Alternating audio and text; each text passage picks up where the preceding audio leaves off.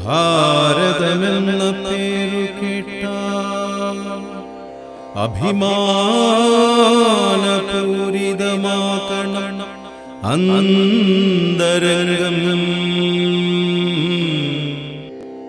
കേരളമെന്ന പേരു കേട്ടാൽ തിളയ്ക്കണം ചോരഞരമ്പുകളിൽ.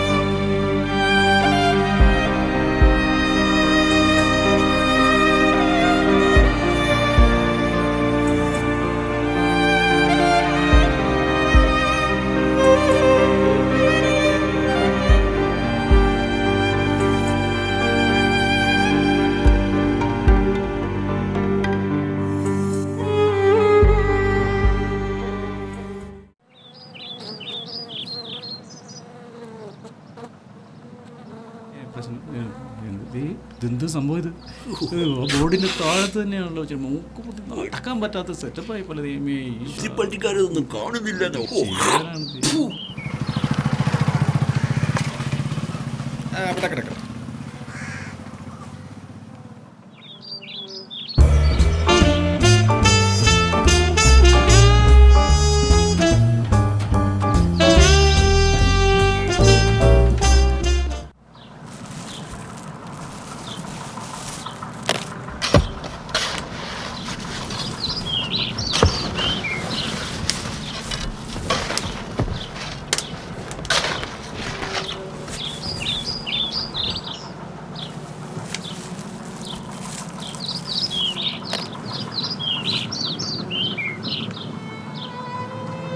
அக்கா சாப்பிட்டுட்டு 4 நாளாச்சு.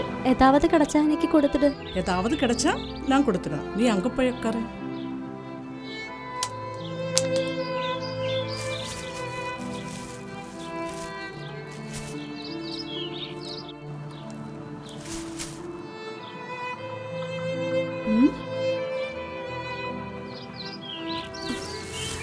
അതെനിക്ക് കൊടുത്തിടക്ക. പോയി നല്ല സാപ്പിട്.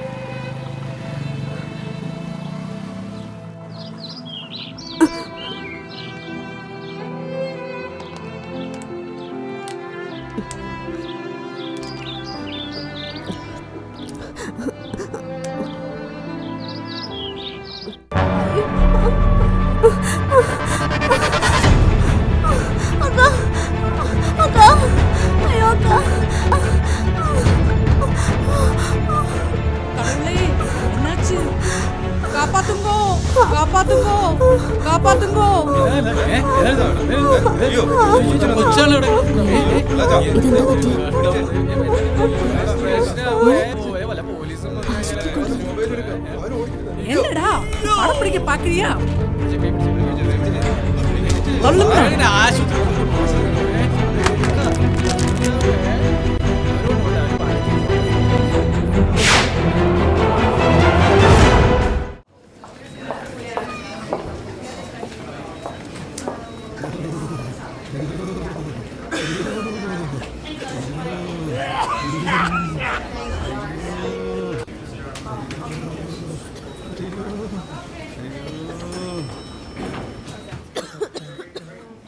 ഇയാൾക്ക് എന്താ അസുഖം? മലമ്പനിയാണ് സാർ. അയ്യോ ഇയാൾ എന്താ കാണിക്കുന്നത്? വന്നപ്പോ തൊട്ട് ഇങ്ങനെയാണ് സാർ. അയ്യോ ചൂടെടുക്കുന്നേ, അയ്യോ അയ്യോ അയ്യോ തണുക്കുന്നേ, അയ്യോ അയ്യോ. ഇത്രയും സീരിയസ് ഉള്ള ആളെയാണോ വരാന്തയിൽ കിടത്തുന്നത്? ഒന്ന് ഒച്ച വെക്കാതെ മനുഷ്യ. ഒരുപാട് രോഗികൾ വന്നുകൊണ്ടിരിക്കും, ചിക്കൻ കുനിയും മലമ്പനിയും ഡെങ്കിപ്പനിയുമായിട്ട്. ഓ കഷ്ടം.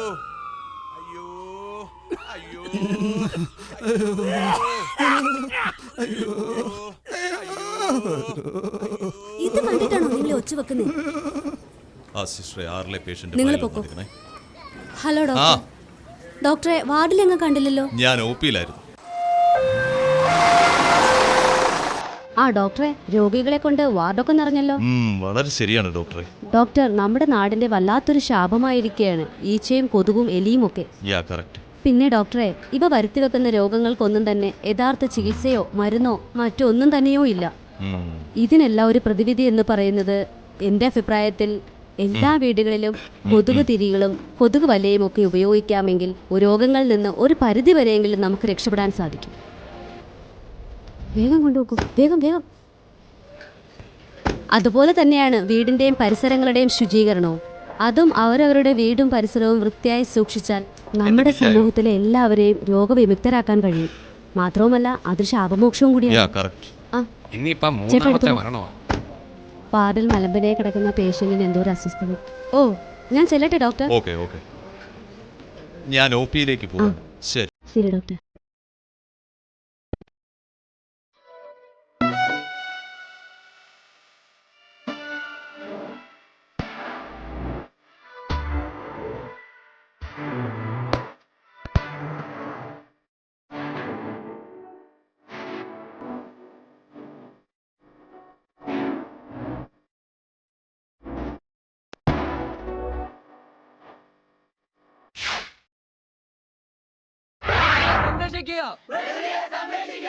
അന്തരീക്ഷ മലിനീകരണം തടയുക. മരങ്ങൾ വെച്ചുപിടിപ്പിക്കുക. ശുചിത്വ ഭാരതം, ശുചിത്വ കേരളം. പ്രകൃതിയെ സംരക്ഷിക്കുക. മരങ്ങൾ വെച്ചുപിടിപ്പിക്കുക. മരങ്ങൾ വെച്ചുപിടിപ്പിക്കുക.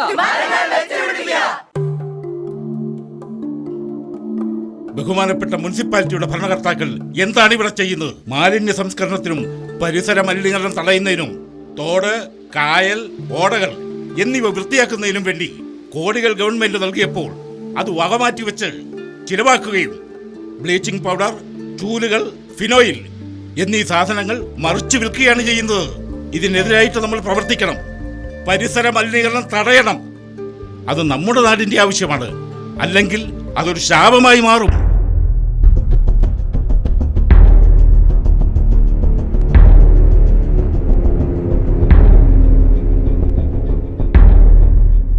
പിടിച്ചുവിട്ടവരെ തിരിച്ചെടുക്കുക. ചെയർമാൻ നീതി പാലിക്കുക.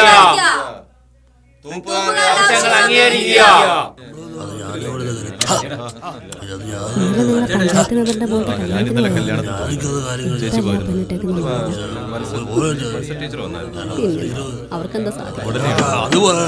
വളരെ അത്യാവശ്യമായി കൂടിയ കമ്മിറ്റിയാണിത്. ഇവിടെ നിങ്ങൾക്ക് പരസ്പരം സംസാരിക്കാനുള്ള വേദിയല്ല.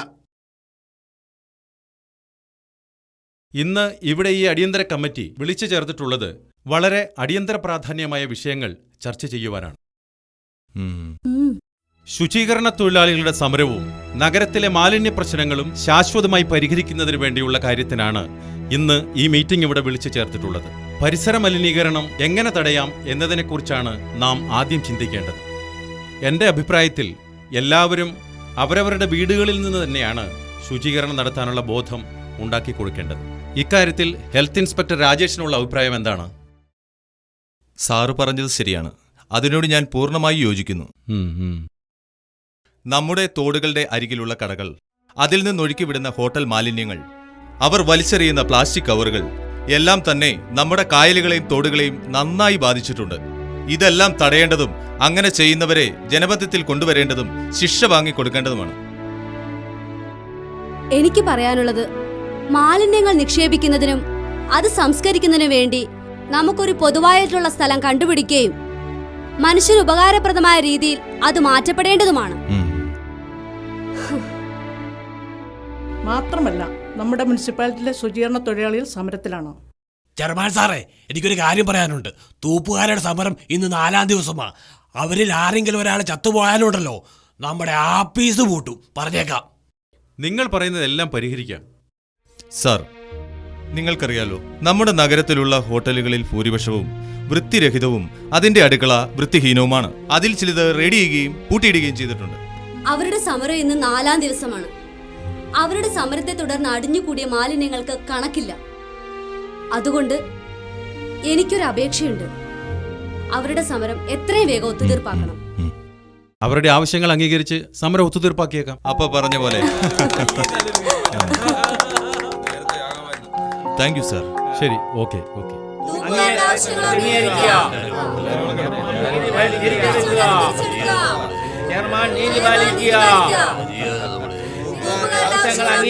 എല്ലാവരും ശാന്തരാകൂ. നിങ്ങളുടെ പ്രശ്നങ്ങൾക്ക് ഒരു പരിഹാരം കാണാനാണ് ഞങ്ങൾ വന്നിരിക്കുന്നത്. നിങ്ങളുടെ എല്ലാ ആവശ്യങ്ങളും ഞങ്ങൾ അംഗീകരിച്ചിരിക്കുന്നു.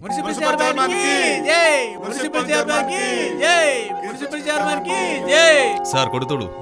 ഇതാ കുടിക്കും. സന്തോഷമായില്ലേ? ഇപ്പോൾ സമയം 11 മണി. എത്രയും പെട്ടെന്ന് ഇവിടെ എല്ലാം വൃത്തിയാക്കുക. അല്ല, നമ്മളെല്ലാവരും ചേർന്ന് വൃത്തിയാക്കുക. പിടിക്കൂ.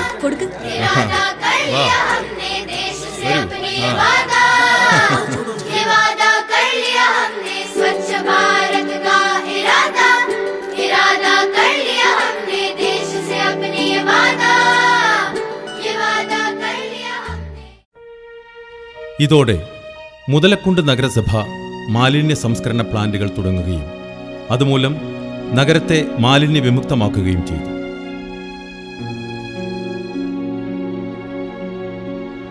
അതുപോലെ എല്ലാ പഞ്ചായത്തുകളും നഗരസഭകളും ഇത്തരത്തിലുള്ള മാലിന്യ സംസ്കരണ പദ്ധതികൾ ആവിഷ്കരിച്ചാൽ ഈ നാടിന് ശാപമോക്ഷം കിട്ടും.